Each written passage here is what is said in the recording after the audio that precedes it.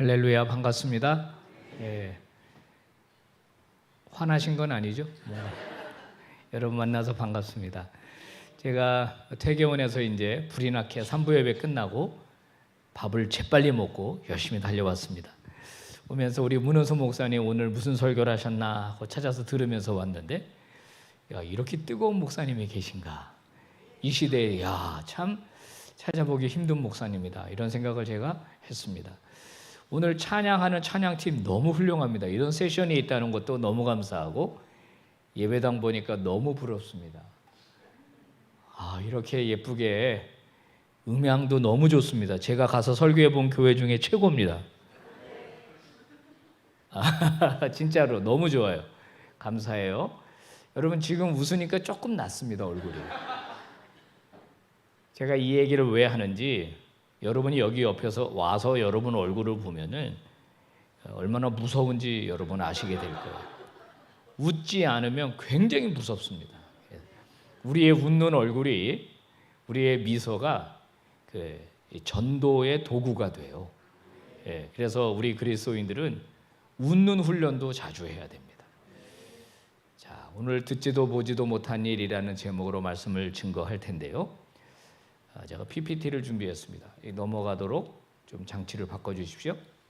네, 2020년도에 제가 뉴스에서 발견했습니다. 영국에서 아기를 가장 많이 낳은 집, 이게 나왔는데 그런 반응 좋습니다. 막 이런 반응 너무 좋아요. 훌륭한 교회입니다, 이 교회는. 이 부분은 그동안 아들을 10명을 낳았습니다. 그리고 딸을 또 10명을 낳았습니다. 그런데 2020년도에 21번째 아이를 출산했다는 거예요. 엄마가 2020년도에 46살이었는데 14살 때부터 아이를 낳은 이래에 21번째 아이를 출산했다. 제가 그때 그 뉴스를 봤어요. 여러분 놀랍죠? 그런데 그 뉴스가 나왔을 때 22번째 아이를 임신하고 있었어요. 근데 못 찾아봤어요, 지금 내가. 너무 손이 떨려서. 정말 대단합니다. 여러분 가정의 아이는 몇 명이신가요? 대답은 하지 마시고, 하나나 둘 정도, 많으면 셋, 그렇죠? 만약에 3명 정도 낳았다 그러면 요즘 우리나라에서는 진짜 환영받고 존경받는 그런 가정이 되는 거죠. 오늘 우리가 읽은 이사야서 66장에도 아이를 출산하는 이야기가 나오고 있어요. 그죠? 7절을 보니까 뭐라고 이야기하고 있느냐? 7절. 이거 넘어가도록 잘 해줘야 돼요. 자, 7절 읽어보시겠어요? 시작.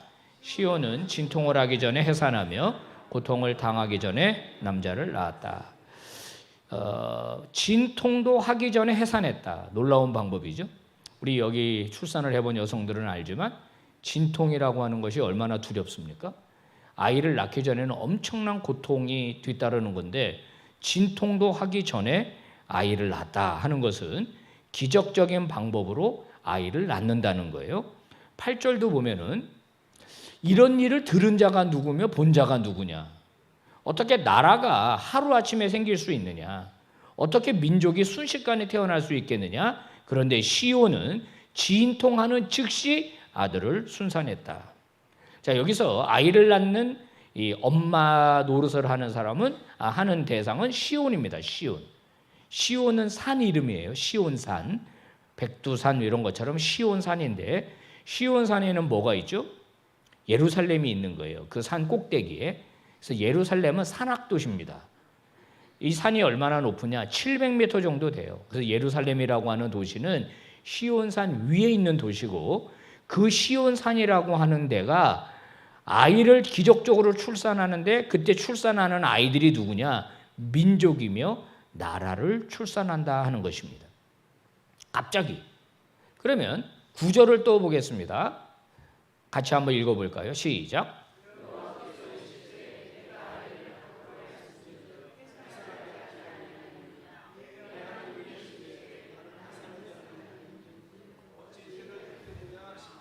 자, 하나님은 나는 해산하게 하는 이다 라고 말하면서 이 시온이 계속해서 아이를 낳는다는 거예요.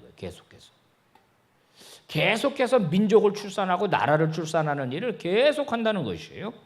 자, 이런 일을 감당하는 게 누구냐? 오늘 성경은 바로 시온이다, 시온이다 이렇게 얘기하고 있어요. 시온산입니다. 예루살렘이 바로 그 일을 한다는 거예요. 시온산이 하나님을 대신해서 잉태하고 출산한다. 근데 출산할 뿐만 아니라 11절을 또 보셔야 돼요. 자, 젖을 빠는 것 같이 그 품에서 만족한다. 젖을 넉넉히 빤 것 같이 그 영광의 풍성함으로 말미암아 즐거워한다. 이거는요, 낳은 민족, 낳은 아이를 엄마가 품에 안고 젖을 물리는 그런 그 모습을 우리로 하여금 상상하게 합니다. 젖을 물려본 엄마들은 아시죠? 아이들이 배고팠을 때 막 허겁지겁 엄마 젖을 빨고 충분히 먹고 난 다음에 애가 만족해서 엄마 품에서 편안하게 있는 모습. 그러니까 시온은 하나님을 대신해서 임신을 하고 기적적인 방법으로 출산을 하는데, 그때 출산하는 것은 아이가 아니라 민족과 나라고, 출산하는 거로 끝나는 게 아니라 그 아이들을 품에 안아서 젖을 물려서 이 아이를 길러내는 역할을 한다는 거예요. 오늘 우리가 본 이사야 66장은 이사야서 전체의 결론입니다. 이사야가 1장부터 66장인데요. 66장이 결론을 이야기해요. 미래에 일어날 일에 대하여 지금 예언을 하고 있는 겁니다. 예수님에 관한 예언이 가장 많이 등장하는 예언서가 이사야서입니다. 그래서 학자들은, 우리 성경을 연구하는 목사들은 이사야를 구약의 복음서라고 불러요. 그만큼 예수님에 대한 예언이 많이 나와요. 자, 이 예언서인 이사야가 지금 앞으로 일어날 일에 대하여 장엄한 예언을 하고 있는 거예요. 언젠가 시온이 하나님을 대신해서 민족을 출산한다. 그러면 그 시온, 예루살렘은 어디를 가리키는 것인가? 지리적으로 지금 전쟁이 일어나고 있는 예루살렘을 말하는 건가? 이스라엘을 말하는 건가? 그거는 아닙니다. 그럼 이사야는 뭘 바라보고 예언하는 걸까요? 그 시온산은 바로 앞으로 생기게 될 교회를 향하여 예언을 하는 것입니다. 오늘 목사님이 마태복음 16장 설교하셨더만요. 음부의 권세가 이기지 못하리라. 내가 반석 위에 교회를 세우리니. 여러분, 예수님의 입에서 처음 교회라고 하는 말이 나온 장이 마태복음 16장이에요. 예수님은 아직 교회가 하나도 없어요, 이 땅에. 그런데 I will build my church. 내 교회를 세우겠다. 어디에? 믿음의 고백의 반석 위에 내 교회를 세우겠다. 주님도 예언을 하셨죠. 예수님이 십자가에 달려 돌아가실 때까지 이 땅에 교회는 한 개도 없었습니다. 그런데 예수님은 바로 이 이사야 예언을 바탕으로 내가 앞으로 교회를 세우겠다 이렇게 이야기를 합니다. 그러면 이 예언은 언제 성취되는가? 예루살렘에서 오순절 성령이 임할 때 바로 이 예언이 이제 성취가 되는 것이거든요. 여러분, 예수님께서 제자들에게 너희는 예루살렘을 떠나지 말고 성령이 너에게 임할 때까지 기도하라 그랬습니다. 그죠? 그러면 조금만 생각해 보면 예수님의 이 부탁이 좀 무리한 부탁이라는 걸 알 수 있어요. 예수님이 돌아가실 때 예수님의 죄목이 뭐였죠? 유대인의 왕이에요. 유대인의 왕. 그러니까 예수님이 왕을 사칭했다는 거예요. 그래서 로마 황제를 거부했다는 거예요. 그래서 예수님의 죄목은 정치적인 죄목입니다.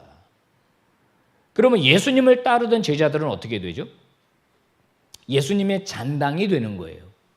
예수님은 이적 단체의 우두머리가 되는 거고, 그를 따르던 제자들은 그 잔당들이 되는 겁니다. 그러면 자칫 잘못하면 제자들도 붙잡히죠. 그래서 죽을 수 있어요. 그래서 제자들은 두려워해서 숨어 있었던 겁니다. 그렇지 않으면 두려워할 이유가 없잖아요. 그러면 예수님은 예루살렘을 떠나라고 하는 게 맞아요. 야, 예루살렘은 위험한 도시다. 여기를 떠나라.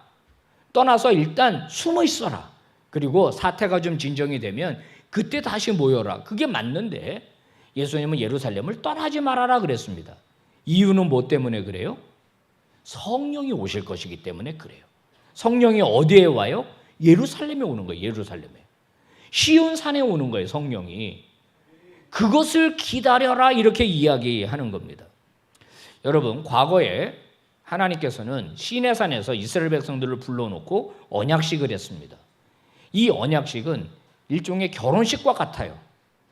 이제 이 시내산 언약이 바로 이 언약문이라고 하는 건데요. 나는 너희의 하나님이 되고 너희는 내 백성이 되리라 이렇게 말했습니다. 이집트에서 출애굽 시켜가지고 시내산에 데려다 놓고 그들과 언약식을 체결하면서 나는 너희의 하나님이 될 것이니까 너희는 내 백성이 되라. 그리고 그들에게 사명을 주셨는데 19장 6절인데 너희가 앞으로 제사장 나라가 되어줬으면 좋겠다 이렇게 말했습니다. 여러분 제사장 나라가 뭘까요? 제사장 나라.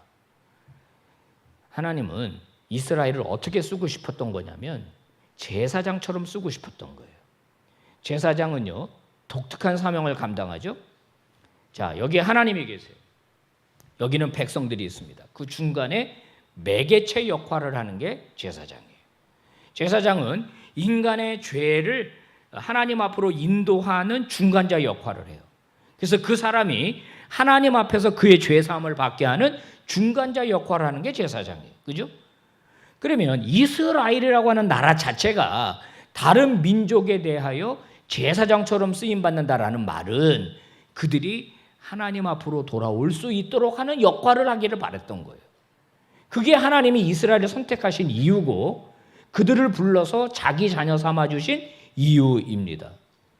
그런데 이스라엘은 어떻게 됐죠? 자기들이 하나님께 선택받았다는 것만 좋아했습니다. 다른 나라에 대하여 제사장 역할을 하지 못했어요. 다른 나라를 어떻게 대했죠? 이방인으로 취급하고 그들과 교제하기를 꺼렸고 그들을 섬기기를 꺼렸고 그래서 대표적인 예언서가 요나서예요. 요나서. 요나가 어떻게 되죠?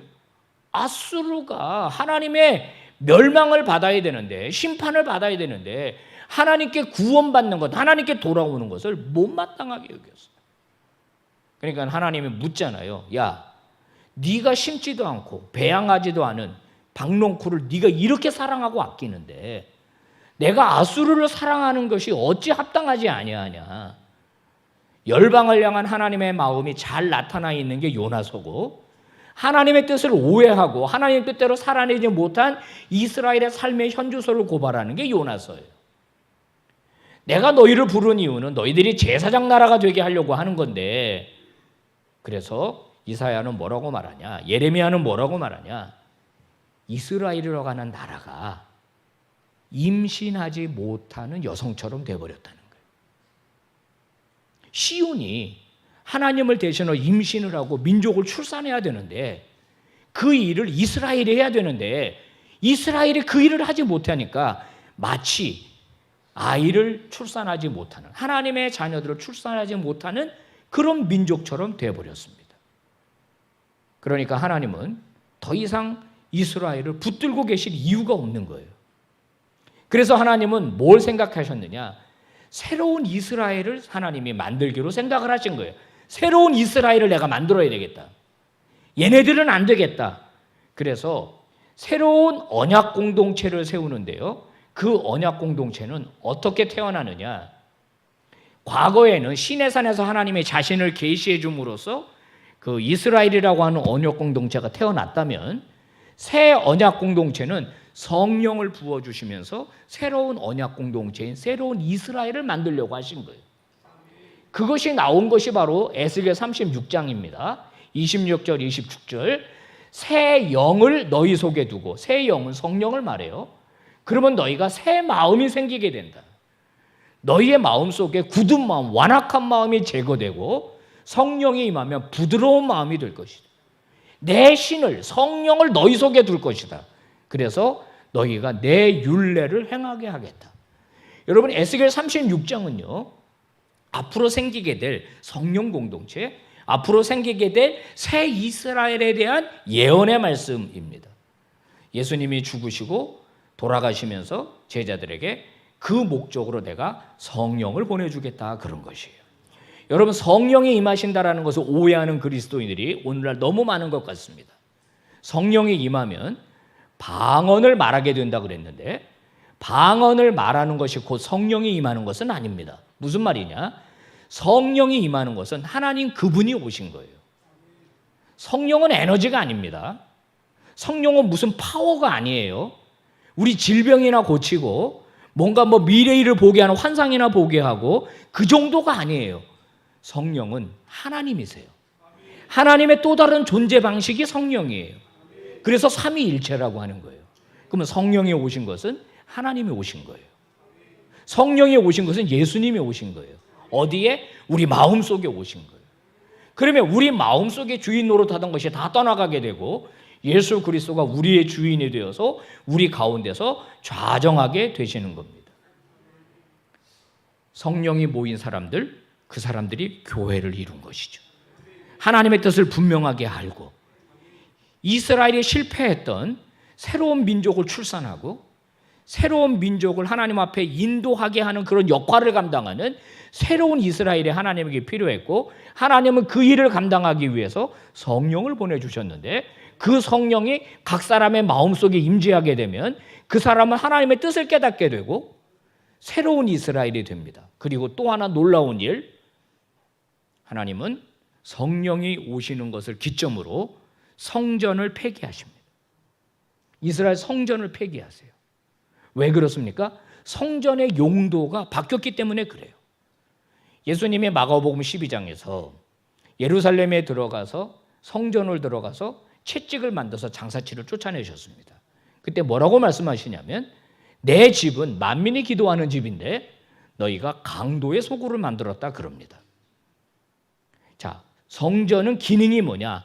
만민이 하나님 앞에 나와 하나님을 만나 하나님과 소통하게 하는 기도하는 집인데 예배하는 집인데 너희는 뭘 만들었다? 강도의 소굴을 만들었다. 강도는 뭐 하는 사람이죠?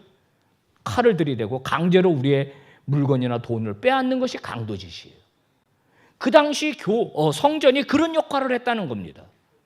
대제사장과 그 밑에 아류 제사장들은 유월절이라든지 오순절이라든지 장막절이 되면은 예루살렘에 방문하는 수많은 순례객들에게 그 돈을 갈취했습니다. 비싸게 재물을 팔았죠. 환차익을 노리면서 그 당시 로마 동전으로 헌금을 못하게 했습니다. 세겔이라고 하는 돈으로 바꾸게 했어요. 이유는 로마 동전에 로마 황제가 그려져 있기 때문에 그 돈을 못 받는다는 거예요.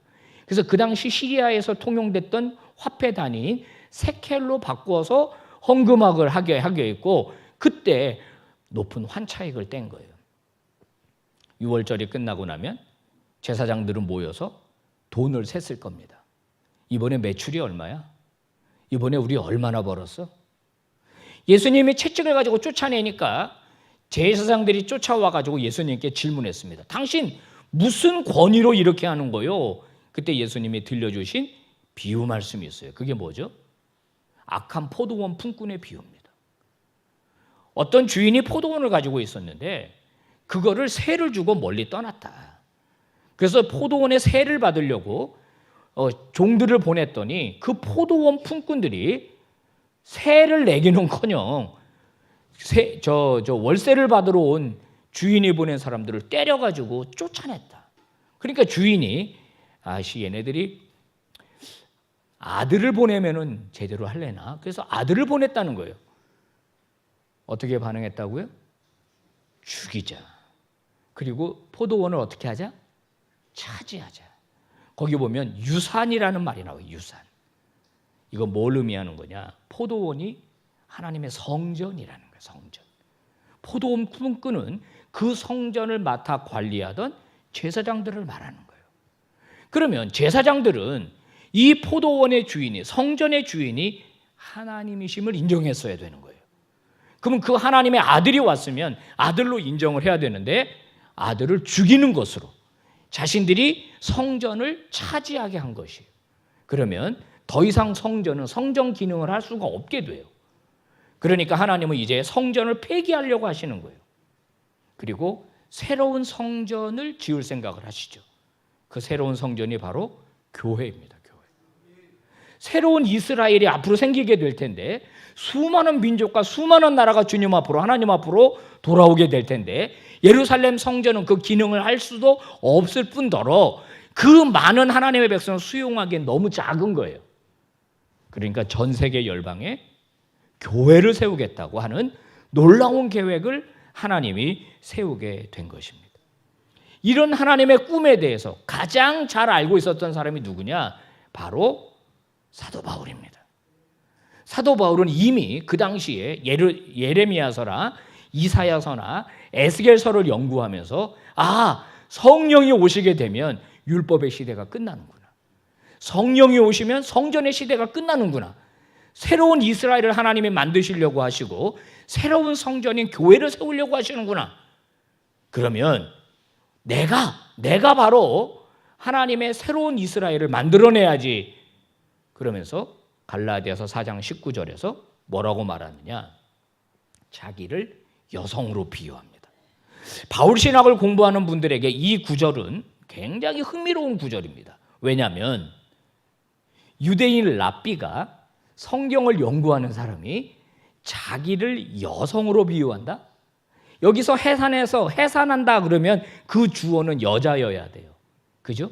여성 명사가 주어가 돼야 되는데 여기서 주어는 남자인 바울이에요.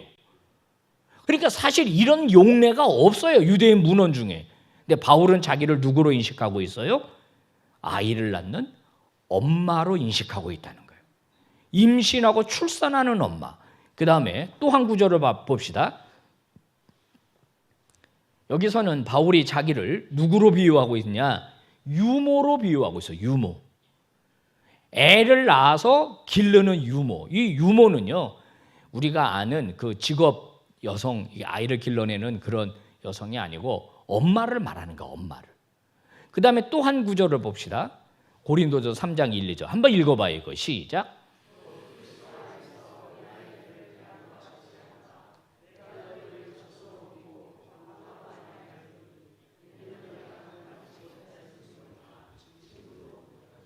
자, 여기까지 보면은 유순한 엄마가 되고 부드러운 엄마가 돼서 바울은 그들을 품에 안고 젖을 먹이는 그런 역할을 감당한다는 거예요. 임신을 출산하는 여인, 임신하고 출산하고 길러내는 엄마, 그런 역할을 남자인 바울이 하겠다는 거예요. 여기서 바울이 아기를 낳는다는 것은 복음을 전해서 개종하는 것을 의미합니다. 복음을 전해서 개종하게 만드는 걸 의미하는 거예요. 젖으로 먹이는 것은 개종한 사람을 양육하는 걸 의미하는 거예요. 개종시키고 끝나면 안 돼. 이 사람을 길러내야 되는 거예요. 그러려면 뭐가 필요해? 양육이 필요해요. 그래서 바울은 가는 곳마다 어떻게 했습니까? 십자가 복음을 전했죠. 십자가 복음을 전해서 예수 그리스도 온 사람들은 어떻게 했어요? 양육을 한 거예요. 어느 정도 양육이 되면 지도자를 세웁니다. 그들에게 양육을 위임합니다. 그리고 그는 또 다른 지역으로 갑니다. 거기 가서 또 복음을 전하고 또 그리스도인들을 만들어내면 그들과 함께 교회를 세우고, 그때 교회는 다 개인 가정집에 세우는 거예요. 개인 가정집. 지금처럼 이런 건물이 있게 된 거는 4세기, 5세기나 지나서야 교회가 따로 건물을 갖게 됐지, 그전에는 집에서. 제가 섬기는 퇴계원 빛과 소금 교회는 무려 117년이 됐습니다. 1907년도에 선교사가 세웠어요. 교회 연역에 보면 어떤 집사님은 광에서 시작했어요. 광에서. 그러다가 집에서 시작이 됐다가 광을 내고 그러면서 조그만 예배당을 하나 갖게 된 거거든요. 바로 그런 복음의 역사를 이야기한 것입니다. 여러분, 임신하고 출산하고 양육하는 일은 그 일을 감당하는 여성에게는 매우 힘에 벅찬 일입니다. 그죠? 고통이 뒤따르는 일이에요. 수고가 뒤따르는 일입니다. 출산하고 끝나는 게 아니라 애 기르는 거 정말 힘들죠? 애가 어느 정도 커서 젖병만 잡고 혼자 우유를 먹어도 너무 편하더라고. 너무 편해. 애가 엄마 화장실 이 말을 할 정도가 되면 다 키웠다고 생각해도 무방해요. 지가 밥을 먹을 때 지 손으로 밥을 먹는다? 얼마나 감사하고 얼마나 고마운지요. 여러분, 하나님께서 보시기에 좋은 교회, 하나님이 기뻐하는 교회는 어떤 교회예요? 하나님을 대신해서 누군가에게 복음을 전하고 그들을 개종시켜 예수 믿는 사람이 되게 하는 일, 그런 일을 잘하는 교회를 주님은 기뻐하시겠죠. 그런 맥락으로 본다면 오늘 한국 교회는 주님의 기쁨이 되지 못하는 것 같다는 생각이 듭니다. 조금 이따 그래프를 보겠습니다만은, 그러면 개종한 사람을 길러내는 일을 잘하는 일은 역시 더 중요하겠죠. 왜냐하면 전도가 많이 되는 교회일수록 뒷문으로 다 빠져나가요. 우리 교회도 지금 이제 10월 달 셋째 주, 넷째 주 우리도 이제 초청주의를 합니다. 그때 많이 와요. 근데 또 많이 나가. 근데 많이 안 나간다 그러면은 너무 좋은 교회죠. 정착률을 우리가 계산을 합니다. 우리 목회자들은. 작년, 재작년, 그리고 올해 제가 섬기는 교회에 1년에 한 150명씩 전도돼서 들어옵니다. 그런데 누군가가 전도를 해서 들어오는데, 좀 이따 그 얘기도 하겠습니다만은, 그러면 얼마나 정착하느냐 보니까 애들이 한 50명이 등록을 하고 어른이 한 100명이 등록을 해요. 그러면 교회에 남는 사람이 한 70% 됩니다. 정착률이 매우 높은 거죠. 정착률이 높으니까 매주 새로운 성도들이 등장을 합니다. 그러니까 교회가 얼마나 재밌나 몰라요. 이번에 우리가 초청잔치 전도주의를 하는데 여기도 그거 하고 있죠. 아마 여러분 부담이 될걸요? 모르긴 몰라도 아닌가? 우리 교인들은 매우 힘들어하더라고. 제가 지금까지 목회하면서 지금 단임 목회 이제 15년째 하고 있는데 어떤 권사님이 저한테 몇 번이나 얘기했습니다. 목사님, 그냥 차라리 헌금하라고 하시면 하겠습니다. 전도만 아니면 교회는 다닐만 합니다. 그런데 오늘 성경에도 말하고 있지만 교회가 하는 일은 뭐예요? 임신하고 출산하고 길러내는 일이에요. 누구를 대신해서? 하나님을 대신해서. 예수 그리스도를 대신해서. 그게 교회인데 성도들은 뭐라 그래요? 그것만 안 하면 살겠다는 거예요. 그것만 안 하면 교회 다닐만 하다는 거예요. 와서 밥 먹고 교제하고 놀고 소풍 다니고 그런 건 너무 좋은데 전도만 하지 말라는 거예요. 전도만. 자, 이 이사야서 이런 일을 본 자가 누구냐? 이런 일을 아는 자가 누구냐? 어떻게 민족이 한순간에 태어나겠느냐? 자, 그 일이 성취됩니다. 사도행전 2장 41절 시작.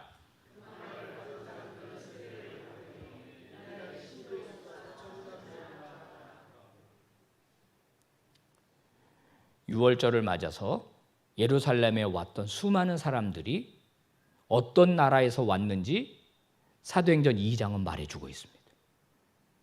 수많은 나라에서 사람들이 예루살렘에 몰려들었어요. 그들을 대상으로 베드로가 설교를 했습니다. 그랬더니 그 설교를 듣고 예수를 믿기로 작정하고 세례를 받은 사람이 몇 명? 이런 일을 본 자가 누구냐? 어떻게 하루아침에 민족이 출산하겠느냐? 그런데 이 일이 성취가 됐죠. 그 다음에 4장 4절 읽어봅시다. 시작.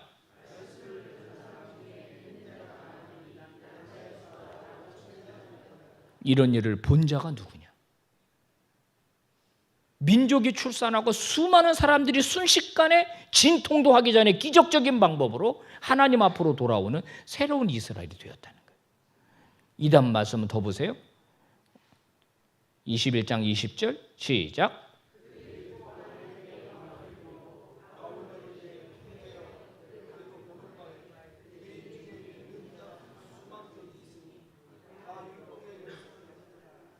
수많은 나라에서 사람들이 예루살렘으로 몰려들었고 그들을 대상으로 복음을 전했을 때 그들이 복음을 듣고 자기 나라로 돌아가서 교회를 세우는 거예요. 놀라운 일이 벌어지는 거예요. 이미 사도 바울이 최초로 복음 전하는 선교사였는데 바울은 로마에 간 적이 없어요. 근데 이미 로마에 교회가 세워졌잖아요. 누가 듣고 가서 교회를 세운 걸까? 바로 사도행전 2장에 그 답이 있어요.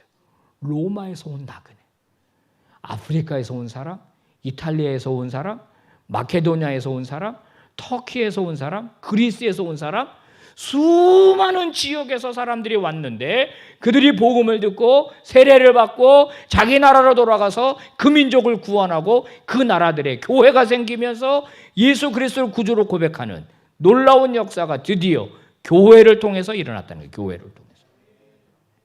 예루살렘 교회를 통해서. 여러분 이 PPT를 보면서 강사 목사의 센스가 대단하다는 걸 느낄 거예요. 제가 뭐 박수까지는 하지 마세요. 박수는 오직 주님께만. 과림교회를 통해서, 빛과 소금교회를 통해서, 이 땅의 교회를 통해서. 근데 최초의 교회는 어디냐? 예루살렘에 생긴 예루살렘 교회.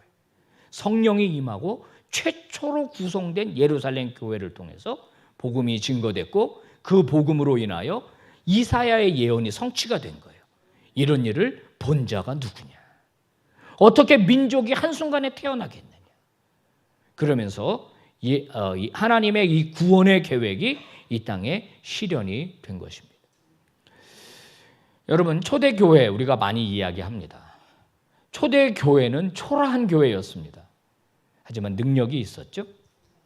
신학교가 있었습니까?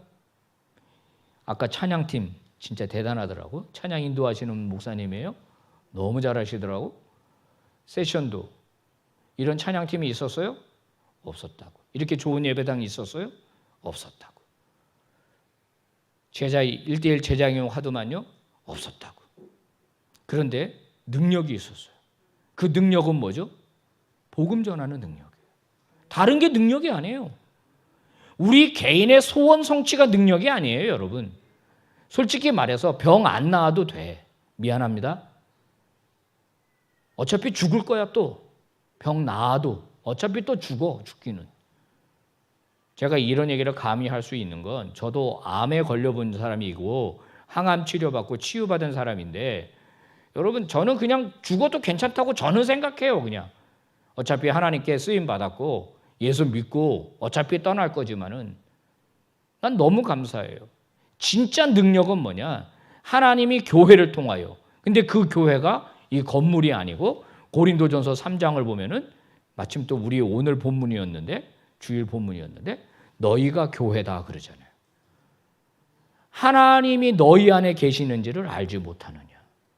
조금 설명하면 여러분 당시 예루살렘 성전은 예루살렘에 있었어요. 예루살렘에 있는 성전은 대체가 불가능해요. 근데 바울은 뭐라 그래요? 그리스에 있는 고린도 교회 성도들 향해서 너희가 하나님의 성전이라는 거예요. 그렇게 말하는 근거가 뭐죠? 여러분 성전이라고 하는 건물에 하나님이 안 계시면 그것은 성전이 더 이상 아닙니다. 그러니까 예수님이 이 성전이 무너질 것이다라고 예언하신 거 아니에요? 그래서 예루살렘 성전이 실제로 파괴가 됐어요. 왜 파괴가 돼요? 하나님 안 계세요. 하나님 떠났어요. 그 성전에서. 인간이 주인 노릇해요. 그죠? 근데 성령, 그 하나님이 성령으로 누구에게 임했다? 예수를 구주로 고백하는 그리스도인들에게 임했다. 그러니 여러분 한 사람 한 사람이 교회다, 성전이다. 그렇게 바울이 말한 거예요. 그러니까 교회는 오늘 오전에 우리 문 목사님도 열심히 외치시더만 건물이 아니라고. 하나님이 내 안에 계신 사람들의 모임이 교회예요. 이 아름다운 예배당 짓기 전에 다른 데서 예배 드리셨잖아요. 만약에 그 장소가 학교였다고 가정해 봅시다. 그럼 여러분이 주일날 성경책 들고 이제 갑니다. 사람들이 어디가? 그러면 나 학교가. 그런 사람 한 사람도 없었을걸? 어디 간다 그래요? 교회 간다 그러지. 왜? 거기 학교인데 왜 교회라 그래? 예수 믿는 사람들이 모이기 때문에. 그게 교회예요. 만약에 어느 집에서 주일 예배를 드리게 됐다. 그럼 우리는 어디 간다 그래요? 교회 간다 그래. 왜? 우리 안에 하나님이 계시고 하나님이 계신 사람들이 모였기 때문에 거기가 교회라는 거예요. 거기에 하나님이 계시겠다 그런 거예요. 장소에 구애받지 않고 시간에 구애받지 않고 하나님이 중심에 있는 사람들이 모인 곳, 그곳에 하나님이 임재하겠다. 두세 사람이 있는 곳에. 아멘이죠. 여러분 초대교회는요 지금 교회랑 비교하면 너무너무 부족한 게 많았어요. 맞아요? 뭐가 하나 제대로 있었겠어요. 그런데 초대교회는 강력했죠. 거기다가 초대교회는 박해까지 받았잖아요. 예수 믿으면 붙잡혀 갔잖아요. 불이익을 받았잖아요. 그런데도 그렇게 됐어요. 그 로드니 스타크라고 하는 유명한 미국의 종교사회학자가 있어요. 그분의 연구 다 말할 수는 없지만 초기 예수님이 부활하신 때부터 313년 기독교가 공인될 때까지 약 300년 동안 조사를 한 거예요. 이분이. 예수 믿으면 죽었잖아요. 붙잡혔잖아요. 감옥에 갔잖아요. 불이익을 당했잖아요. 그러면 어떻게 돼야 돼요? 예수 믿는 사람이 점점 사라져야 되죠. 없어지는 게 맞아요. 왜? 예수 믿으면 불이익을 당하니까. 근데 313년에 뚜껑을 딱 여니까 예수 믿는 사람이 로마의 10%가 됐다는 거예요. 다 깜짝 놀랐어요. 너도 예수 믿어? 나 예수 믿었어. 대박, 나 몰랐는데? 당신도 예수 믿어? 나도. 로마가 뒤집혔어요. 왜 그랬습니까? 능력이 있었어요. 초대교회 성도들은 능력이 있었어요. 무슨 능력이에요? 복음을 증거하는 능력이 있었어요. 노방전도 할 수 없었잖아요. 선물 줄 수 없었잖아요. 그런데 어떻게 복음이 증거가 되고 날마다 구원받는 사람이 더 늘어났냐는 거예요. 그러면 오늘날 교회는 어떠냐 이거예요. 그래도 우리 과림교회는 정말 이 어려운 가운데 예배당을 짓고 이 오후에도 그래도 많이 오신 거예요. 많이 오신 거예요. 요즘 교회들이 오후 예배를 없애는 추세예요. 안 모이니까. 많이 오신 거예요. 오늘날 교회는 하나님의 사람들이 점점 늘어나는 게 아니라 하나님의 사람들이 점점 떠나가고 있는 교회입니다. 왜 그래요? 성도들이 능력을 잃어버렸어요. 교회가 능력을 잃어버린 거예요. 사랑하는 과림교회 성도 여러분, 여러분의 교회는 그 능력을 지키시기를 주의 이름으로 축복합니다. 부산에 있는 세계려 교회에 대해서 들어보셨습니까? 들어보셨죠? 손현보 목사님이 담임이시죠. 이분이 쓴 책 중에 목사님 전도가 쉬웠어요라는 책이 있습니다. 그 책에서 나오는 한 토막의 이야기입니다. 이분이 이 교회에 부임했을 때 전체 교인들은 약 20명 정도 됐다고 합니다. 그때 당시 그 교회는 설립된 지 40년 된 교회고 성도들은 한 20-30명. 이분이 부임해서 한 달 정도 됐을 때 남성교회 원래회에 가서 설교를 하게 됐답니다. 설교가 끝나니까 총무가 나와서 이제 광고를 하는 거예요. 그러면서 무슨 광고를 하느냐? 우리가 큰 꿈을 안고 회비 5,000원씩 걷어가지고 산 강아지가 지금 아무개 집사님 댁에서 아주 잘 자라고 있습니다. 그게 총무의 사업 보고였어요. 그래서 목사님이 강아지 키워서 뭐 하려고 하십니까? 이번에 여름에 장유 폭포에 가가지고 부부 동반 친목 모임을 갖는데 그 강아지를 잘 길러가지고 그 개 잡아먹고 노는 것이 우리 남성교회 사업입니다. 그러더라는 거예요. 그 다음에 이제 여성교회 원래회를 갔더라는 거예요. 그랬더니 또 여성교회에서는 이제 보고를 하는데 여성교회 사업이 너무너무 어렵다 그러더라는 거예요. 그동안 기물과 미역 같은 걸 팔아가지고 여성교회 사업을 했는데 이게 파는 게 아니라 집사님 하나 가지고 가 그러면서 그냥 거의 강매하다시피 했는데 이 외상값이 잘 수금이 안 된다는 거예요. 그러니까 여성교회가 매우 어렵다는 거야 사업이. 그래서 목사님이 그 사업해서 뭐 하려고 그래요? 그랬더니 목사님 모르는 소리 하지 마세요. 그 사업을 해야 교회 그릇도 좀 사고 목사님 생일 때 좀 용돈이라도 챙겨드리고 그렇게 해가지고 우리가 사업을 합니다. 교회 존재 이유가 강아지 키워서 개 잡아먹고 김 팔아서 목사님 생신 비용 챙겨드리고 교회 그릇 사고 그게 교회의 존재 이유냐? 그 책에서 그렇게 고발하는 거예요. 그러면서 자기가 교회의 본질인 영향력, 복음 전파 이거를 강조했더니 오늘날의 교회가 되었다는 거예요.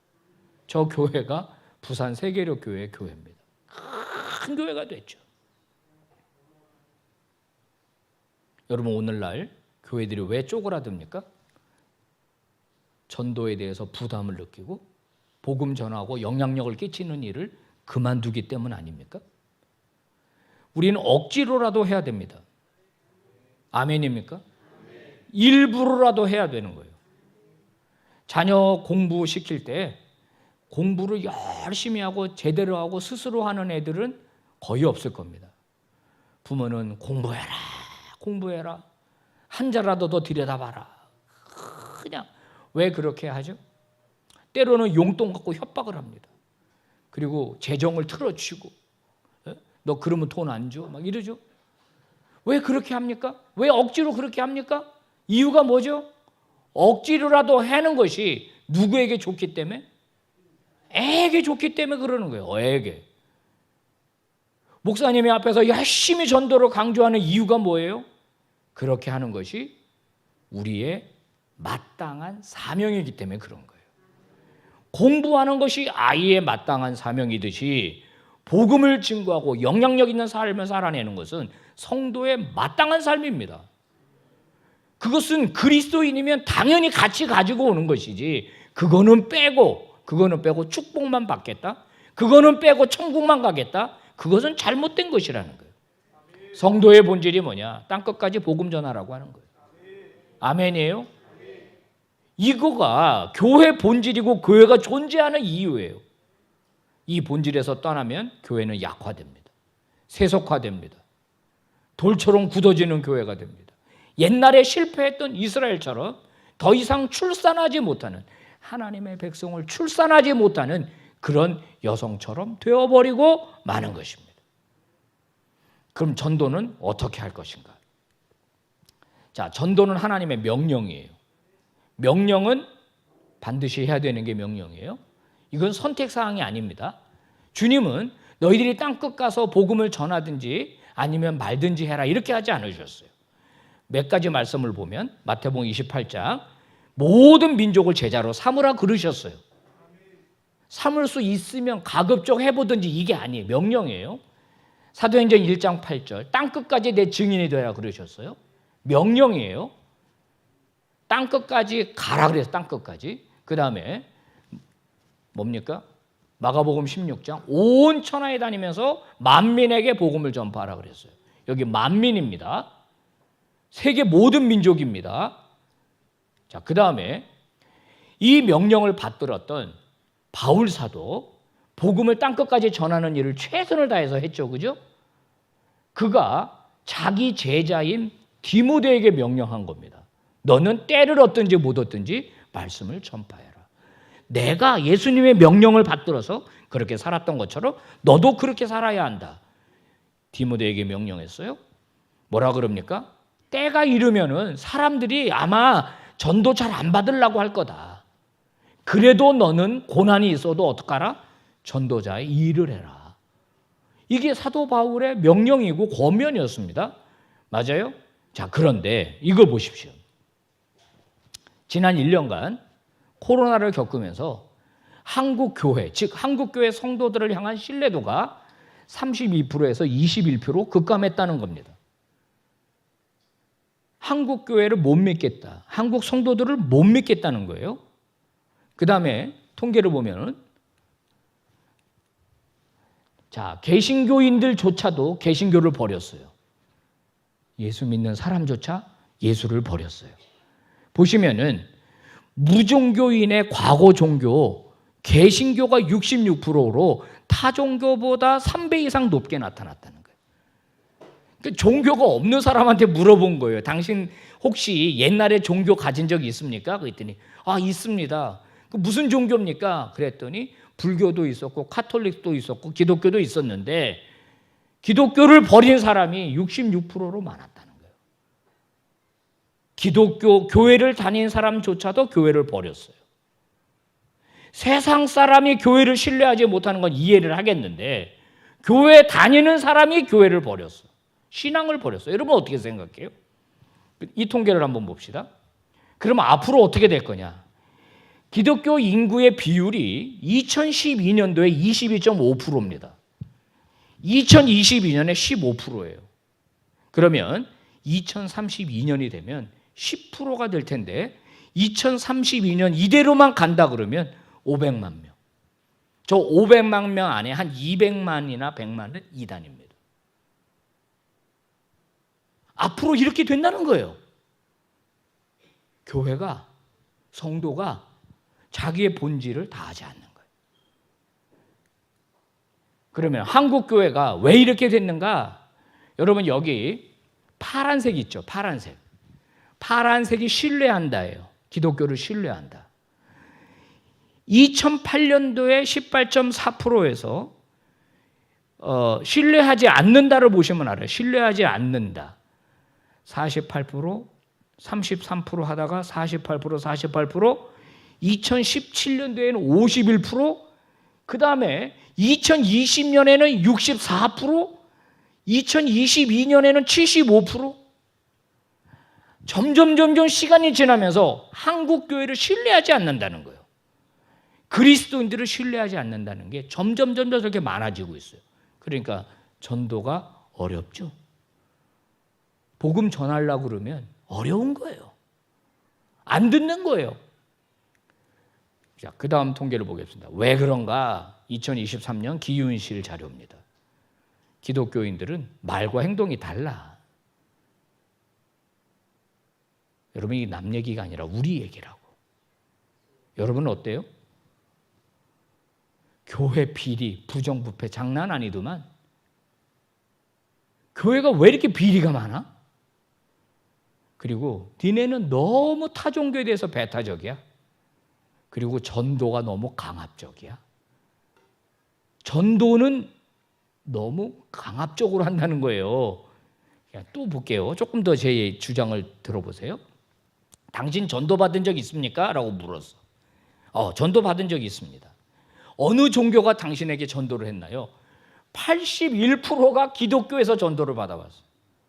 이건 뭘 뜻하는 거죠? 전도하는 종교는 기독교밖에 없어. 여러분, 불교가 전도지 들고 전도하는 거 봤어요? 못 봤어요? 난 못 봤어요. 기껏 한다는 게 산사음악회 같은 거 정도. 기껏 한다는 게 무슨 수능 앞두고 무슨 기도회, 그 정도예요. 현수막 걸고.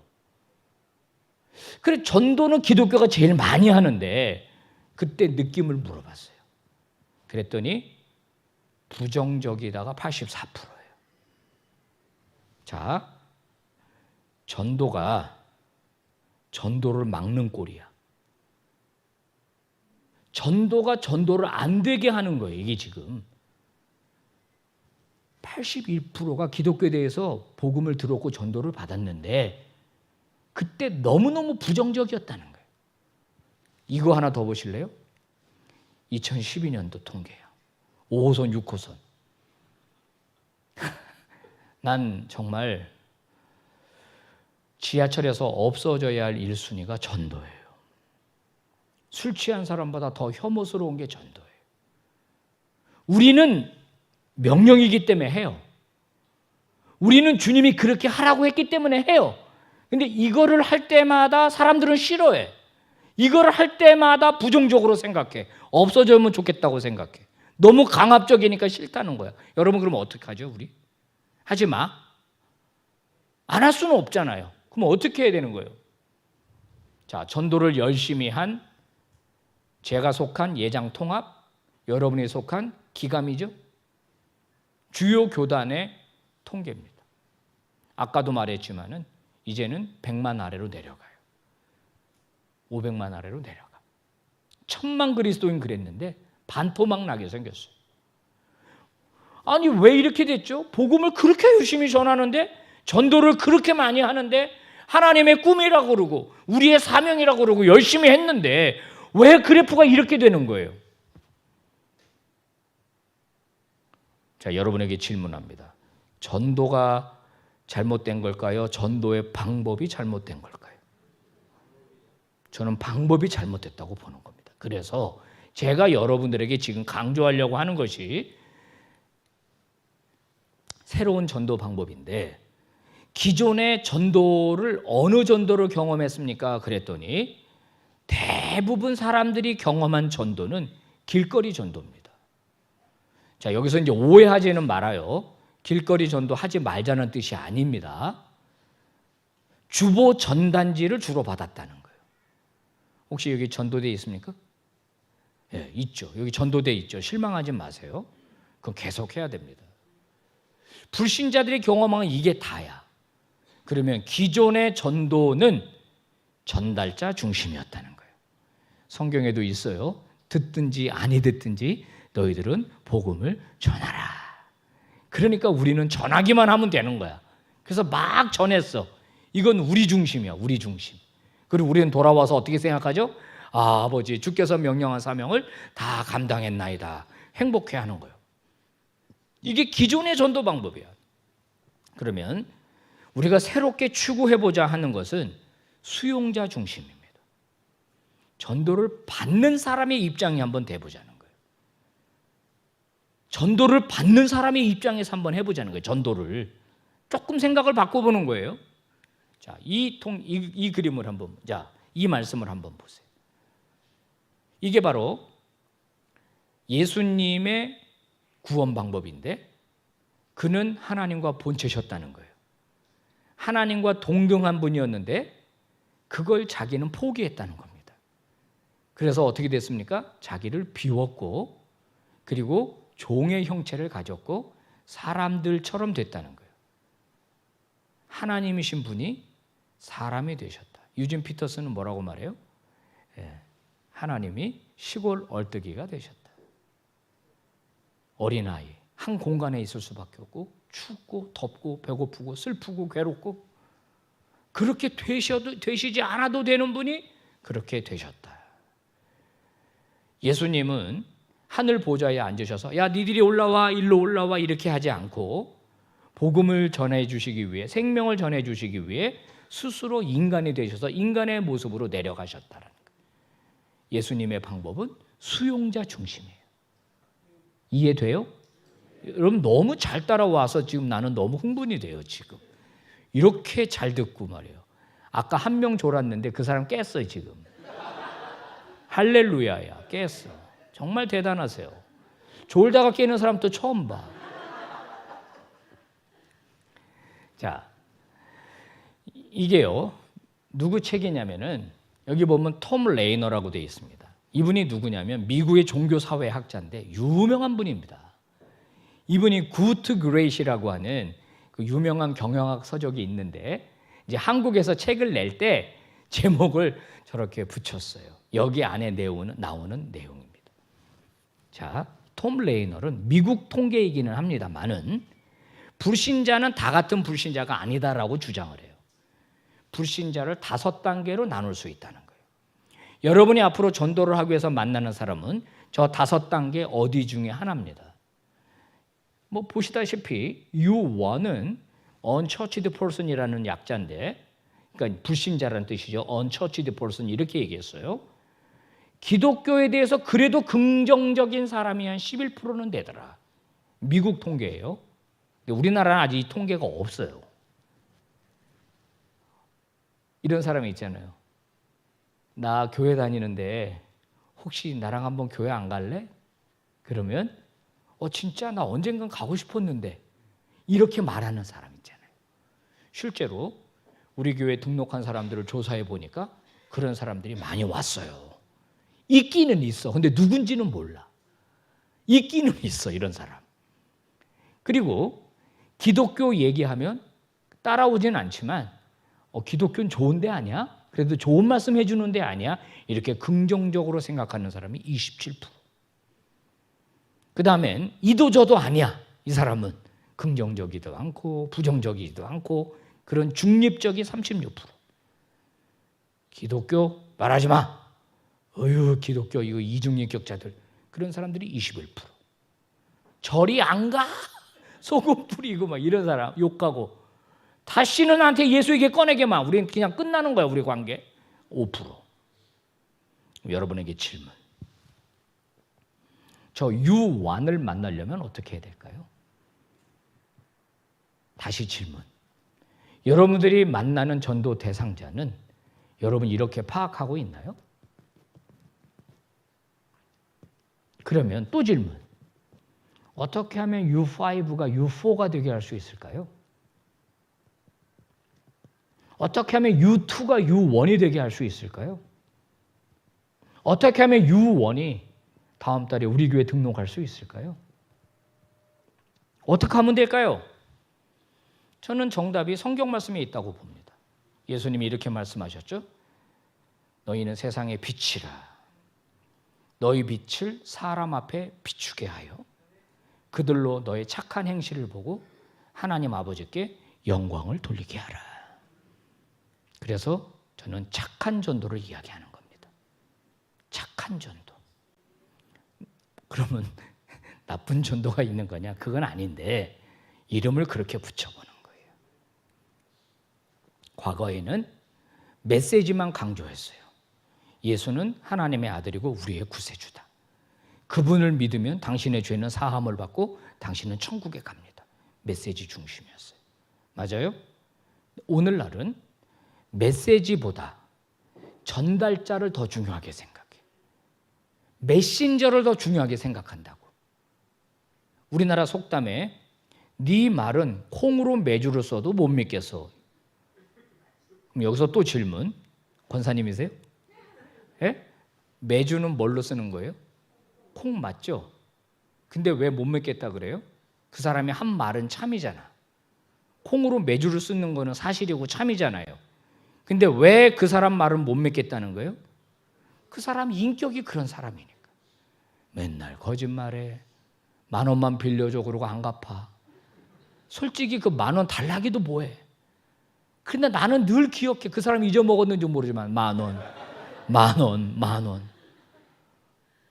무슨 약속하면 꼭 늦게 와.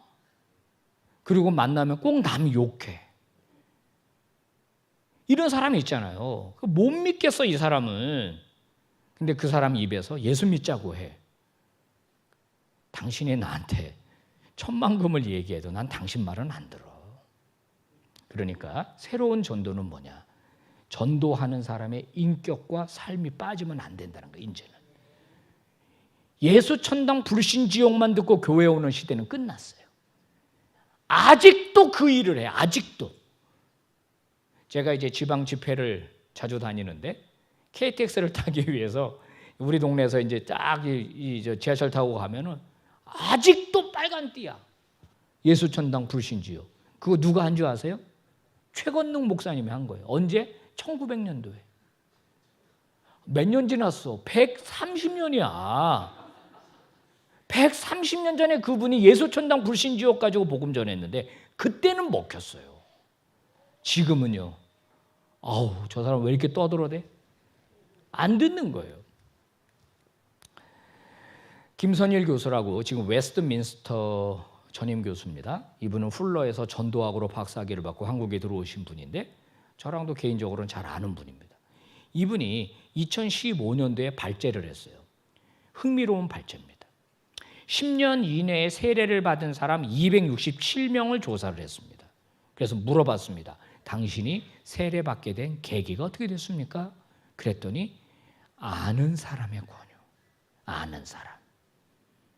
근데 그 아는 사람이 어떤 사람이었을까요? 믿을 만한 사람이었겠죠. 훌륭한 사람이었겠죠. 그 사람 때문에 52%가 세례를 받았다는 거예요. 수련회 전도 집회에서 12%. 수련회 전도 집회는 누가 가자 그랬을까요? 아는 사람이야. 믿을 만한 사람이 가자 그래서 간 거예요. 근데 놀라운 사실은 특별한 계기가 없는 게 9%예요. 스스로 온 것도 7%나 됐어요. 이거는 하나님이 일하시는 거예요. 누군가가 기도했고 누군가가 역사해서 그런 것도 저 정도 되는 것 같아요. 실제로 우리 교회 전도돼서 오는 사람들 조사해 봐도 저런 통계가 나오기는 나옵니다. 자, 핵심은 뭐죠? 내가 전도하려고 하는 사람과 관계를 형성하고, 그죠? 그들을 착한 행실을 통해서 섬김을 하게 되면 그 사람의 마음이 U5가 U4가 되고 U3가 U2가 되고 U2가 U1이 되고 U1이 우리 성도가 된다는 거예요. 핵심은 그거예요. 자, 이걸 한번 보세요. 여러분, 낯선 사람이 여러분에게 뭘 줘? 음료수를 하나 줘. 근데 맛있는 음료수야. 받아요, 안 받아요? 허천난 사람은 받죠. 미안합니다. 허천나다. 우리 어머니가 하시던 말인데. 나는 안 받아요. 낯선 사람이 주는 거 절대 안 받아. 거기 뭐가 있을지 어떻게 알아? 여러분, 길 가다가 호랑이가 나오는 게 무서워요? 사람이 나오는 게 무서워요? 사람이 더 무서워. 요즘 하도 뭐 묻지마 범죄가 많고 이러니까 일단 낯선 사람을 보면 일단 경계를 하게 되죠. 그 사람이 복음을 가지고 왔어요. 복음 때문에 안 받는 게 아니라 그 사람을 모르기 때문에 안 받는 거예요. 그러면 또 질문, 어떻게 낯선 사람을 아는 사람이 되게 할 수 있을까? 비법이 있습니다. 제가 사는 사택은 우리 퇴교원의 1502호에 삽니다. 엘리베이터를 타고 올라갔다 내려갔다 해요. 가끔은 제가 걸어서도 올라갑니다만은 운동 때문에. 여러분, 낯선 사람을 아는 사람으로 만들고 그 아는 사람을 어떻게 내 친구로 만들고 그 친구를 어떻게 영적 동반자로 만들 것인가. 여기에 이제 한번 따라서 합시다. 미인대칭. 일단 만나면 미소를 지어라. 제 미소가 어떻습니까? 우리 성도들은 저보고 살인미소라 그럽니다. 제가 많이 죽였습니다. 살인미소. 여러분, 누군가가 웃으면은요 호감이 생기고 경계심이 무너지죠. 제가 이제 15층에서 엘리베이터 탔습니다. 10층에 누가 탔어요. 눈이 딱 마주치죠. 보통은 뭐 하죠? 다 핸드폰, 다 고개 돌리고. 근데 딱 만나자마자 미소를 지어라.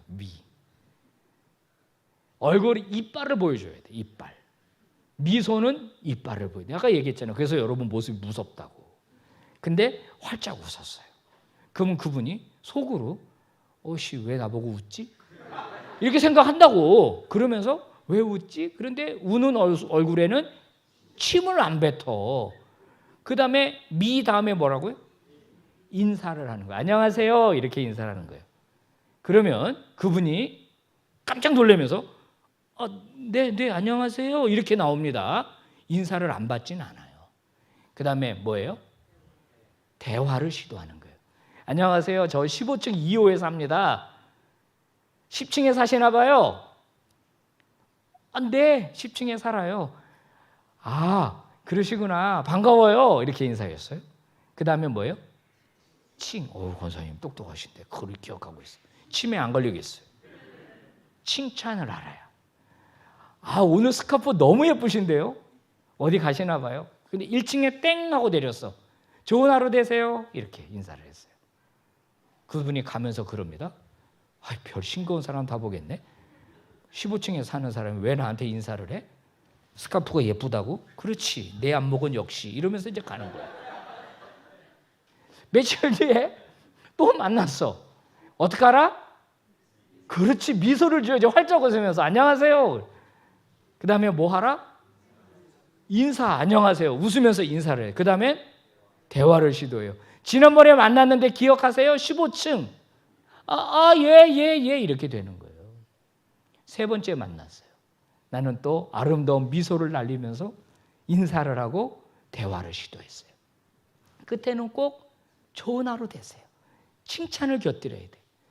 근데 그 칭찬이 터무니없는 건 안 됩니다. 터무니없는 건 안 되고 적극적이고 구체적으로 하셔야 돼. 그렇게 칭찬을 했어요. 좋은 하루 되세요. 5번째쯤 만났어요. 낯선 사람일까요? 아는 사람일까요? 그렇지. 아는 사람 됐어. 성공된 거예요. 제가 처음 목회하던 교회에서 매년 전도잔치를 했습니다. 그랬더니 우리 교회 그때 당시 권사님이 실제로 저한테 그랬습니다. 목사님, 이제 데리고 올 사람이 없어요. 목사님은 있으세요? 그러는 거예요. 나도 없어. 근데 매번 적어내리니까 죽겠다는 거야, 이게. 근데 그해 가을에 누굴 데려왔더라고. 난 너무 깜짝 놀랐잖아. 자기 친구 권사랑 MOU를 체결한 거야, 둘이. 그래서 우리 교회 전도잔치 할 때는 그쪽 교회 권사가 와주고 그쪽 교회 전도잔치 할 때는 자기가 가지고. 뭐만 받아와? 선물만 받아와. 지혜롭더라고. 지혜로워. 하도 하니까 그렇게. 근데 여러분, 우리 그리스도인들은 의도적으로 낯선 사람과의 교제를 출하해야 돼. 모르는 사람과 교제를 출하해야 돼. 그러려면 어떻게 해야 돼요? 헬스클럽 등록해야 돼. 그래서 운동하면서 인사해야 되고, 진짜예요. 수영 등록하세요. 수영. 그러면서 수영하면서 해야 돼요. 실제로 지금 우리 교회에 어떤 분 하나가 수영장 등록해서 드디어 친구를 사귀었어요. 이번 주 금요일에 우리 외부에서 그 자산 설계하는 강창희 소장 우리가 모시는데 거기 온다 그러더라고. 그 낯선 사람인데 아는 사람이 된 거예요. 근데 친구가 됐어. 미인 대칭을 열심히 해가지고 친구가 됐어요. 그럼 이제 자, 아까 아파트 만났던 그 10층에 있는 사람이 있잖아요. 내가 이제 아는 사람 됐어요. 근데 여기 이제 이성끼리는 안 돼. 작업 들어간다고 생각하니까 동성일 때만 가능해요. 내가 여자라고 생각하고. 이제 그 집이 1002호인지를 내가 알았어.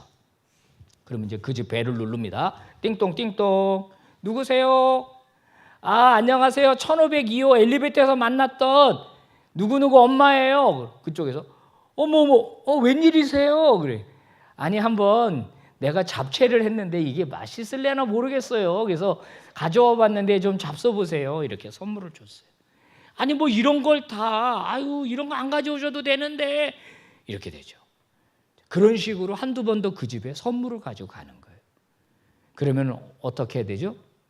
잠깐 들어오셔서 차 한잔 하세요. 반드시 그렇게 됩니다. 우리나라는. 그러면 들어가자마자 어떡하죠? 주 예수를 믿어라. 그리하면 너와 내 집이. 안 돼. 이건 절대 안 돼. 그럼 끝나는 거야, 그거는. 막 씩씩씩 하면서 막 십자가 그리고 막 이런 짓은 하지 말라, 이거. 십자가는 안 볼 때 그리고 문 앞에서.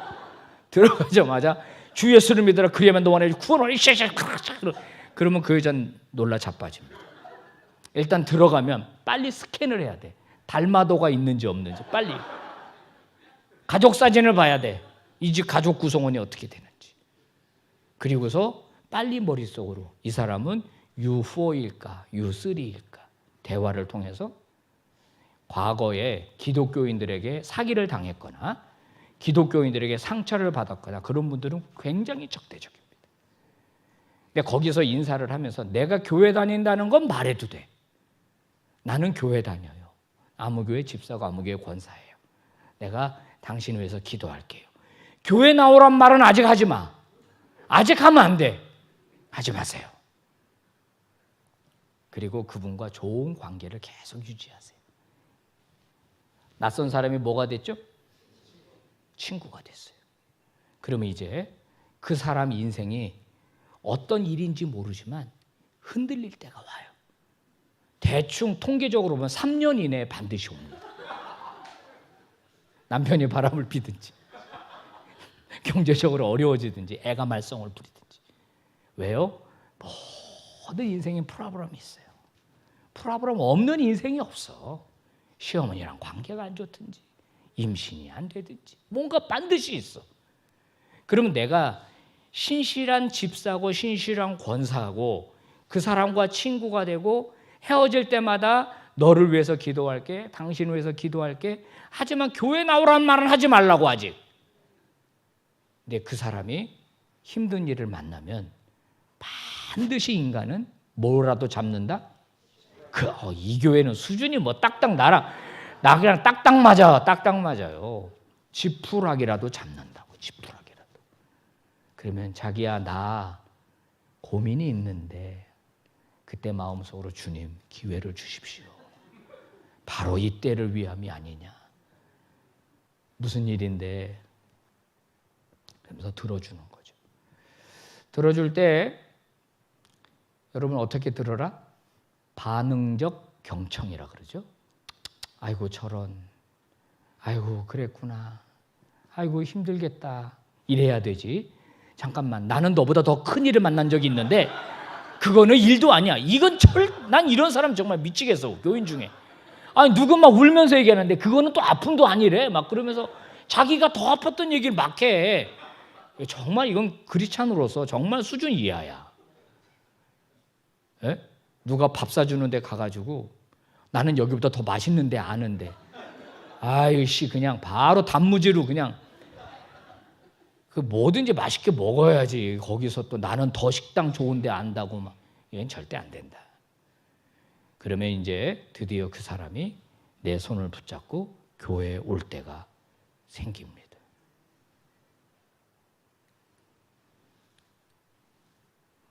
관계전도예요. 그래서 저는 노방전도도 해야 되지만은 여러분들 개개인이 이제 대상자를 정하고 그들과 좋은 관계를 맺는 일을 지금부터 시작하시라고 제가 말씀드립니다. 저는 이거를 제가 지금 두 번째 교회에서 담임 목회를 하는데 지금 교회는 이제 3년 좀 넘었습니다.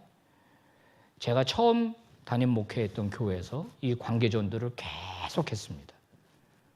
400명일 때 제가 부임을 했는데 1200명이 됐어요. 출석이 어른만.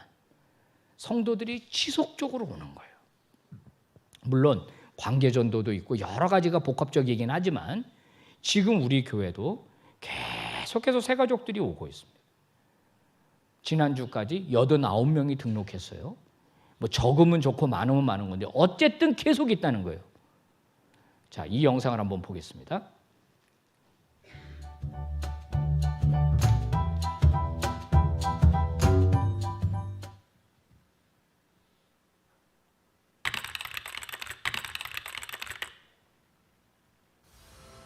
전도는 하나님과 예수님이 그분의 재림과 그 나라를 걸고 여러 번 강조하시면서 엄하게 내리신 최고의 명령입니다. 하기 어렵다고 미뤄두거나 안 할 수 있는 문제가 아니라는 거죠. 땅 끝까지 이루도록 순종하고 실천해야 할 가장 긴급하고 절박한 명령입니다. 교회는 이 사명을 감당할 때 교회의 정체성을 확보하는 것이 됩니다. 하지만 세상이 포스트 모던 시대로 접어들면서 복음 전도는 그 어느 때보다 통하지 않고 있는데요. 먼저 교회가 전도를 강조하지만 실제로 효과를 거두지 못하고 있는 실정입니다. 성도들은 전도를 무거운 짐으로 여기고 있습니다. 실천을 못하고 있어요. 사회적으로는 그 어느 때보다 반기독교적 정서가 깊이 뿌리를 내려서 기독교에 대해 비난의 화살을 보내고 있고 불신자들은 전도에 대해서 적대감을 드러냅니다. 그나마 전도를 한다는 교회들은 거리로 나가서 전도지와 함께 전도 물품을 나눠주는 것이 보통인 상황입니다. 기독교에 대해서 진지한 대화를 나눠보지도 못하고 그저 휴지 받아가세요. 이거 한번 읽어보세요. 이 정도로 전도를 끝내버립니다. 전도가 끝나면 어떻습니까? 주변에 전도지가 버려져서 나뒹구는 그런 안타까운 광경도 보게 됩니다. 또한 특별한 사명감으로 거리나 지하철에서 외침 전도를 하는 분들이 있습니다. 훌륭합니다. 그런데 안타까운 건 뭐냐면 불신자들이 가장 싫어하는 전도가 바로 공공장소에서 목청을 높여서 고함을 지르면서 외치는 전도라고 하는 거예요. 이에 대해서 불신자들이 어떻게 반응을 보이는가? 우리가 생각한 것보다 훨씬 더 심각합니다. 자, 이것을 그대로 보여주는 한 설문조사가 있는데 우리를 당황하게 만들어요. 결론부터 말하면 전도가 전도를 방해하는 일이 돼버린 것입니다. 서울 지하철 공사가 지난 2012년 6월이죠. 5호선에서 8호선 승객 약 2,000명을 대상으로 만족도 설문조사를 했습니다. 여러분, 지하철 안에서 가장 없어져야 할 모습의 1위가 뭔지 아십니까? 전도라고 대답을 했어요. 자, 우리는 여기서 우리의 전도 방법에 대해서 다시 한번 생각해 봐야 합니다. 정말 이대로 좋은가? 혹시 다른 방법은 없는 것인가? 변화하는 세상 속에서 전도의 방법은 시대와 지역과 대상에 따라 전략적으로 달라져야 합니다. 본래 전도는 일종의 커뮤니케이션 형태를 띠는 행위입니다. 하나님의 계시는 결코 인간의 정신이나 합리적인 소통 방식을 차단한 채 전달되는 것이 아니죠. 오히려 그런 도구들을 통해서 전달이 되는 겁니다. 하나님의 커뮤니케이션 방식은 철저하게 수용자 중심이었습니다.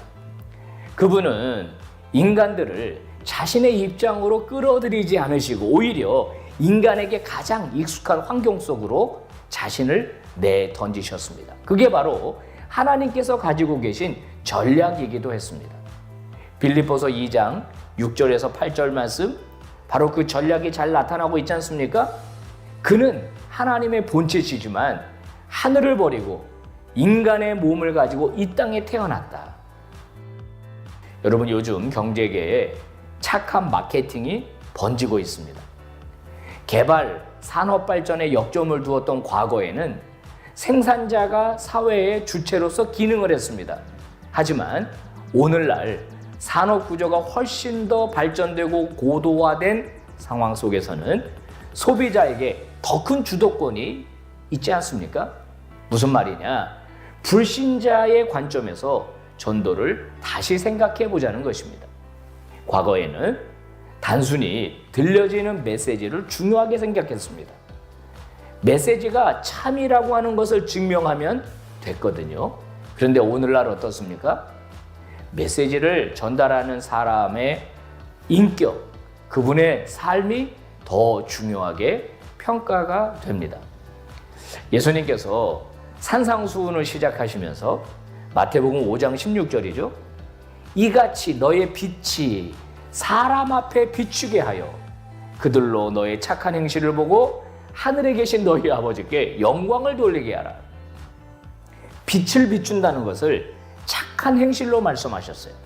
그걸로 감동을 끼치고 그것을 가지고 사람들이 하나님께 영광을 돌리도록 하라는 것입니다. 말뿐만이 아니라 행동을 통해서, 우리의 삶을 통해서 전도하라 말씀하신 것입니다. 그저 전도지 한 장 나눠주면서 예수 믿으라고 외치는 것도 좋습니다만은 그 정도가 아닙니다. 그리스도인들은 착한 행실로 감동을 끼쳐야 합니다. 이것을 우리는 선한 영향력이라고 하는 거예요. 선한 영향력을 통해서 저들이 마음의 문을 열게 해서 말로만 하는 전도가 아니라 착한 행실로 우리가 감동을 끼치고 지역사회를 섬기게 될 때 전도의 문은 활짝 열리게 될 것입니다. 미국 시카고에 가면은 휘튼 컬리지라고 하는 대학이 있습니다. 상담학으로 유명하죠. 아마 가보신 분들이 계실 텐데 여기 앞에 가면 빌리그레암 센터가 있습니다. 빌리그레암 목사님을 기념해서 기념관이 그 앞에 있어요. 제가 그 미국 교회를 탐방하는 프로젝트로 미국을 방문했을 때 여기를 처음 가 보았습니다. 일정이 너무나 피곤했기 때문에 기념관에 들어갈 때 별 흥미가 없었어요. 또 그저 그런 것이겠지 하고서 들어갔습니다. 딱 들어갔더니요, 초기 15세기, 그러니까 1600년대의 미국의 상황이 이렇게 연출이 되어 있었습니다. 그 마구라 그러죠. 말 위에 얹는 안장, 그리고 거기에 있는 가방 같은 것들, 이런 것들이 거기에 쭉 돼 있고, 그때 복음을 전했던 북 같은 것들 거기에 이렇게 전시되어 있었습니다. 그리고 빌리그레암 목사님이 어떻게 복음을 전도하고 했는지가 쭉 나타나고 있었어요. 그런 것들을 쭉 보면서 야, 이렇게 복음이 아메리카 대륙에 왔구나. 이렇게 부흥의 불길이 타올랐구나. 그리고 거기에 빌리그레암 목사님이 우리 한국교회에 와서 집회했던 그런 영상도 거기에 담긴 것을 보았어요. 그리고 쭉 돌아서 맨 마지막에 출구에 딱 나오는데 위에 이렇게 써 있었어요. 뭐라고 써 있었느냐? You will be my witness. 네가 내 증인이 되라. 이런 말이죠. 근데 갑자기 이 글씨가 제 가슴팍에 인두처럼 확 찢어졌습니다. 왜 그랬냐면 그 당시 저는 담임 목회를 하면서 굉장히 힘든 상황을 겪고 있었어요. 그래서 그냥 그런 그 위트니스에 대한 마음이 없었어요. 제 안에. 뭐라 그럴까? 생존이 급급했다 그럴까? 너무 소진됐다고 그럴까? 마음이 너무 강팍해졌다고 그럴까? 저분들의 노력과 수고 때문에 복음이 우리나라에 왔구나. 나도 예수를 믿게 됐구나. 근데 나는 You will be my witness라고 하는 이 말씀에 대해서 감동이 없구나.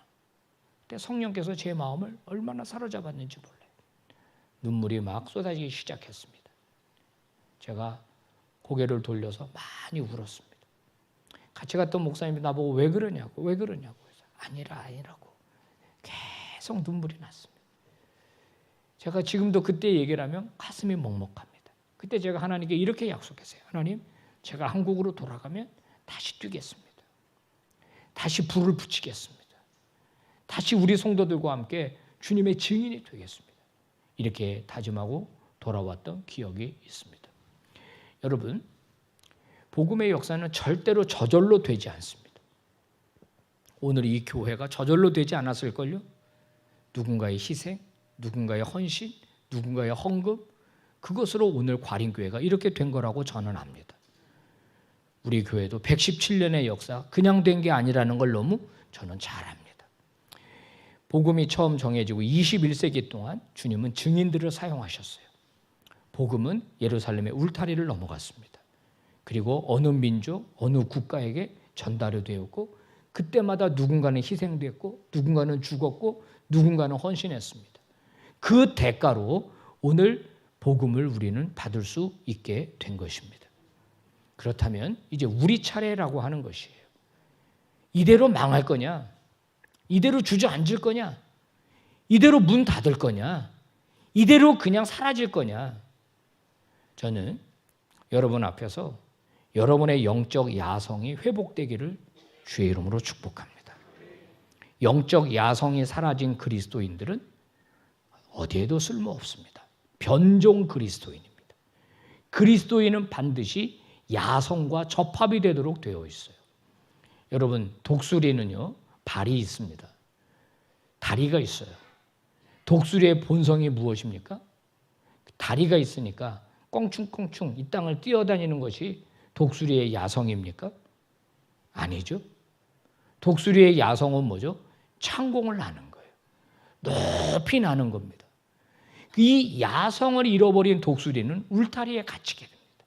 주는 먹이만 받아 먹다가 푸른 하늘 제대로 보지 못하고 사냥 한번 해보지 못하고 끝나는 거 아니겠어요? 제가 미국을 처음 방문했을 때 제 친구가 저를 요세미티 그 내셔널 파크에 데리고 갔습니다.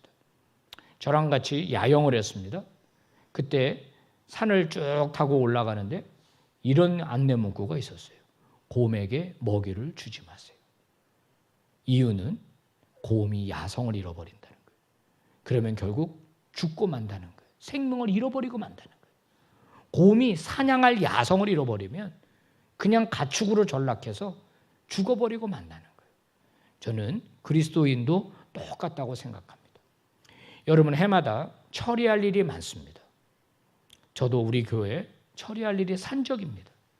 작년에도 중요한 일이 있었고 올해도 중요한 일이 있습니다. 재작년에도 있었고 내년에도 있을 겁니다. 그런데 놓치지 말아야 할 교회가 존재하는 이유. 동사무소가 대신 전도해 줍니까? 학교가 대신해 줍니까? 정부가 대신해 줍니까? 우리가 안 하면 아무 데도 하는 데가 없어요. 주님의 명령을 받들고 예수를 믿는다는 우리가 영적 야성인 이 거룩한 영향력과 복음을 증거하는 일을 우리가 멈춘다면 이 땅에서 기독교는 화석처럼 자취를 감춰버리고 말 것입니다. 성도 여러분, 우리가 존재하는 이유, 교회가 존재하는 이유 새롭게 깨닫게 되기를 주의 이름으로 축복합니다. 재미있는 얘기가 하나 있습니다. 여러분 들어보셨는지 모르겠습니다. 파선 사고가 자주 일어나는 어떤 해안이 있었답니다. 사람들이 너무 파도 때문에 많이 죽으니까 여기에 인명구조본부가 초라하게 생겼습니다. 건물이라고는 가건물뿐이었고 구명보트도 한 대밖에는 없었어요. 그런데 헌신적인 사람들이 대가도 없이 조를 짜가지고 파도가 강력하게 일어나는 날이면은 와서 구명정을 타고 파손 사고가 일어나는 사람들을 구해냈습니다. 그런 일이 신문에 알려지면서 이 구조본부는 점점 유명해졌습니다. 자원봉사자들도 늘어났고요. 후원금도 늘어났습니다. 그래서 건물도 새로 지었습니다. 구명보트도 더 샀습니다. 사람들이 많아지니까 건물을 더 크게 짓자 그랬어요. 너무 볼품없다고. 또 구조된 사람들이 좀 편안하게 쉬어야 되고 그 다음에는 구조대원들도 운동 좀 할 수 있도록 헬스클럽 시설도 좀 갖춰놓자. 그리고 파도가 잔잔할 때는 당구도 좀 치게 당구대도 갖다 놓자. 이렇게 하면서 이 구조본부가 점점 커졌고 예산도 많아졌고 자원봉사자도 많아졌고 시설도 점점 좋아졌고 오락시설까지 갖추게 되었습니다. 이렇게 되자 이 구조본부는 사람들의 사교 장소로 이제 변화되기 시작했습니다. 더 멋있게 꾸몄습니다. 그리고 그 안에 모여서 즐거운 미팅을 가졌습니다. 이런 변화와 함께 위험한 바다에는 이제 나가는 일에 대해서는 관심을 점점 잃어버리게 되었습니다. 야, 이거 우리가 직접 하지 말고 우리가 예산도 많으니까 사람을 고용하자. 사람을 구조하는 사람을 우리가 고용해서 하자. 그래서 구조대원을 돈을 주고 고용을 했습니다.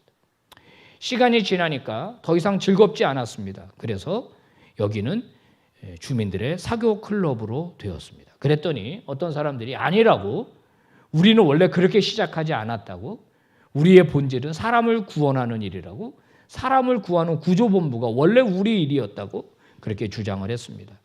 근데 다수결에 붙여졌습니다. 그리고 그들의 주장은 패배했고 여기는 사교 클럽이 되었습니다. 그걸 못 견딘 사람들이 거기를 뛰쳐나와서 새로운 구조본부를 설립했습니다. 그리고 그들은 초라한 건물과 낡은 보트를 가지고 죽어가는 사람들을 열심히 구조했습니다. 이 구조본부 역시 옛날과 똑같은 일을 경험하게 되었습니다. 그래서 또 구조본부가 생기고 클럽이 되고 또 구조본부가 생기고 클럽이 되고 오늘날 우리가 그 해안가를 방문한다면 수많은 사교 클럽이 생기게 된 것을 알 수 있습니다. 여전히 파도는 맹렬하게 치고 여전히 파손 사고는 일어나게 되는데 대부분의 사람들이 구조받지 못하고 죽어가고 있습니다. 오늘날 교회를 이야기하는 겁니다. 본질을 잃어버리고 사교 클럽으로 전락한 교회. 돈을 주고 전도하는 사람을 고용하자. 그 일은 너무 힘들다. 너무 피곤하다라고 말하는 그리스도인들이 넘쳐나죠. 저는 여러분들에게 부담을 주기 위해서 왔습니다. 여러분들의 마음에 부담이 생기기를 바랍니다. 사랑하는 여러분, 우리가 안 하면 아무도 하지 않습니다. 저는 과림교회가 진짜 교회가 되기를 축복합니다. 살아있는 교회가 되기를 축복합니다. 예수 그리스도의 지상명령을 붙드는 교회가 되기를 축복합니다. 다시 말씀드리지만은 교회가 하지 않으면 그 어떤 것도 할 수 없습니다. 교회만 할 수 있는 일이에요. 새 생명을 임신하는 일, 그리고 출산하는 일, 그들에게 젖을 물려 양육하는 일. 하나님은 새로운 이스라엘에게, 우리 교회에게 이 일을 맡기셨고 과림교회에게 이 일을 맡기셨습니다. 저는 퇴계원에서 열심히 하겠습니다. 저는 그 남양주에서 열심히 하겠습니다. 여러분 이곳에서 열심히 하십시오. 아까 제가 말씀드린 관계전도는 당장 효과가 나타나진 않습니다. 그러나 꾸준하게 지속적으로 여러분이 계속 관계를 형성하고 그들에게 선한 영향력을 베푼다면 여러분의 교회는 1년, 2년, 3년 지나면서 변화되는 것을 경험하게 될 것입니다. 여러분 교회가 바로 그 일을 잘 감당하는 믿음의 교회가 되기를, 생명을 살리는 교회가 되기를 주의 이름으로 축복합니다.